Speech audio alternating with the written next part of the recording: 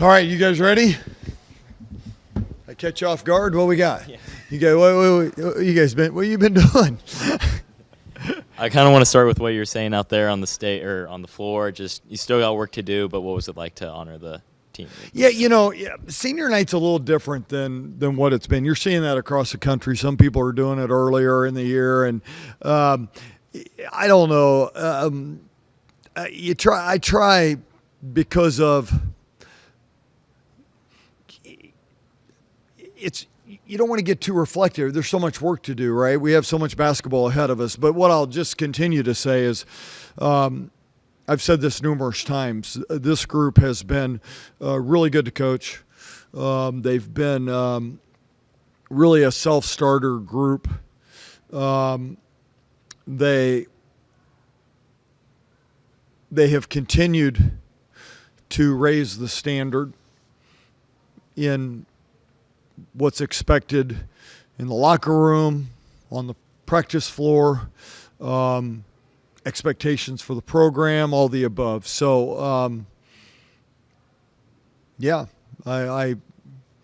they've, and I said this way back, probably summer maybe or early fall, that because of the way college athletics is, to have a group that we return so much, you just don't know how rare that's going to be. And the landscape continues to change. So, I'm just going to enjoy coaching this group, and whatever changes in the college landscape, this will be a special group regardless. Given the emotions of senior day and a rivalry game, how happy were you with the performance of the team? Yeah, pretty happy. We struggled defending the threesome today, but overall, the things that we wanted to do in terms of get the pace up, we wanted to use that energy to create our own offense. I thought we did very well. And the crowd to sell out tonight, just how'd you feel about that? It was awesome just to see the kind of the updates across, social media that, X amount of tickets left, X amount left. Our crowds have been, I think, good all year. They've gotten progressively better, but, it was a good crowd today. We need a big crowd on Monday. We've got a huge game on Monday. It's a quick turnaround. We're familiar with this turnaround. We've had a couple of these, but I hope that we have a big crowd on Monday. And with not seeing Lee in the second half, is there anything you comment on that? No, other than it was more sore than we liked before the game. So we knew that we weren't going to go long. I think I got asked. Who asked me right before the game? Matt Walters asked me right before the game, and I said 5 to 10 minutes.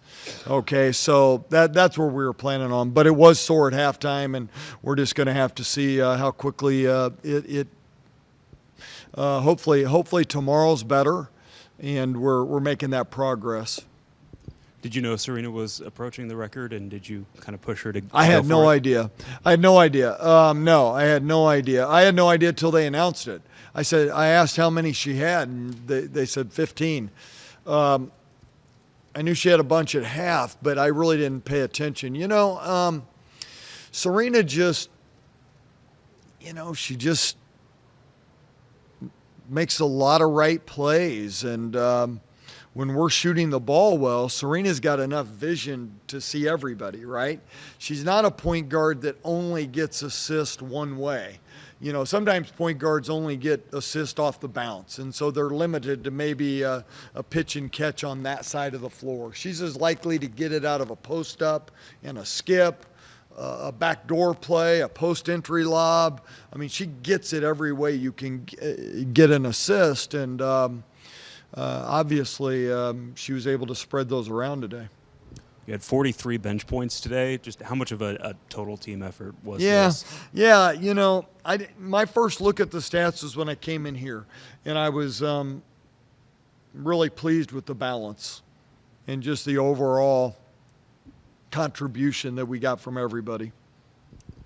So in your last 7 games, you've scored in the 90s 4 times and in the 50s 3 times. Yeah. Really consistent.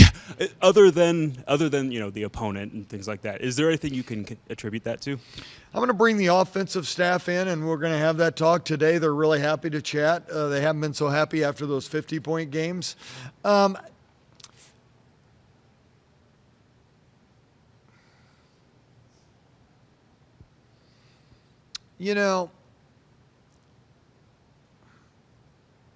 So I think we're a better team when we have this kind of balance. It says that the ball's moving. It's not sticking on one side of the floor. When we struggle, the ball tends to stick. When we go back and if we're watching film, we dribble it too much. We hesitate. And that would be the consistent thing when we've really struggled to score. So we just got to keep encouraging and move the basketball. Some of that is player movement. We've got to continue to get good player movement, but that would be what we constantly talk about. We've talked about Serena. Who else today were you pleased with? I thought Taryn had a good look to her. I thought Gisela Sanchez, that was really good. We're going to bring her parents in for every practice and every game. She had a great practice yesterday. Her parents were there. We're going to ask them to be at practice tomorrow. I hope they don't have lunch plans. I thought she was good. I thought Kennedy Taylor gave us a big lift. Poindexter, I can go on and on because obviously when you score 90 and you have the kind of balance we had, a lot of people played well. You mentioned Kennedy, and there was a stretch in the second quarter where she scored 6 straight points, and she finishes with 10. What was she doing to get those looks inside? She had really deep post position, really deep, and I thought in that stretch, it's funny because I had turned to some of my coaches and said, I want to go inside here. So let's give some calls to Kennedy. But we didn't make one call because it was just our players playing. And we went inside. She got an and one, came back down the floor. The ball moved. We went inside. Really, our players really playing well with her. And she just had really good post position.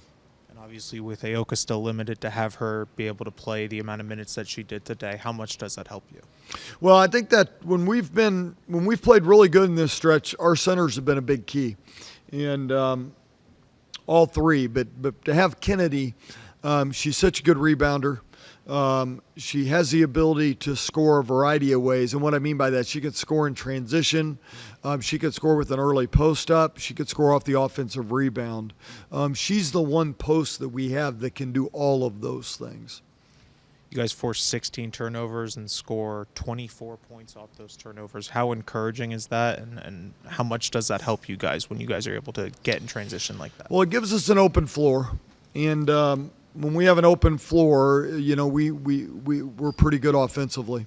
So when we have that kind of open floor, we're really good offensively. So, when you get those live ball turnovers that are steals, that are in the middle of the floor, that's when you see us play really well. And you mentioned sort of the weirdness of senior days nowadays with sort of the eligibility rules. And, Yep. When you have some seniors who can return next season, do those conversations happen at the end of the year, or when do you have those conversations with those players?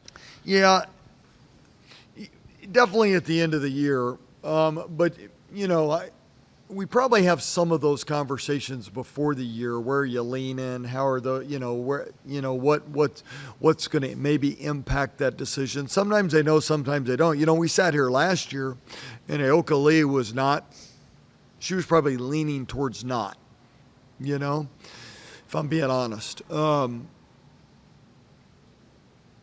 But she was so mature because she said, I just got to get away from it to make the decision. I can't make it right away.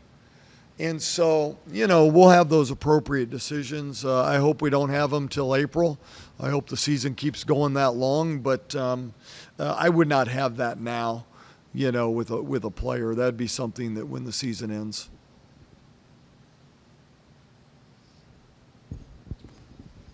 don't remember what Smy Nichols finished with in your first meeting, but over the 2-game stretch, how happy are you about limiting KU's star player through the 2 I think games? she had 9 over there in Lawrence, I think. You know, our players have really had a good awareness. I credit Tamira Poindexter. Oh, I saw her sitting back there. Hi, Tamira. How are you? Good. Tamira actually did a really good job on Samaya because she got switched off on her like 3 straight times, and they went vacate on it. So she, you know, our entire group, when you're pressing, everybody has a hand in that, right? Because you're not just going to get matched up with the player that maybe we designate that you guard, right? Because in a scramble situation, our rules are real simple. You're scrambling to the open player. You're not scrambling to your player.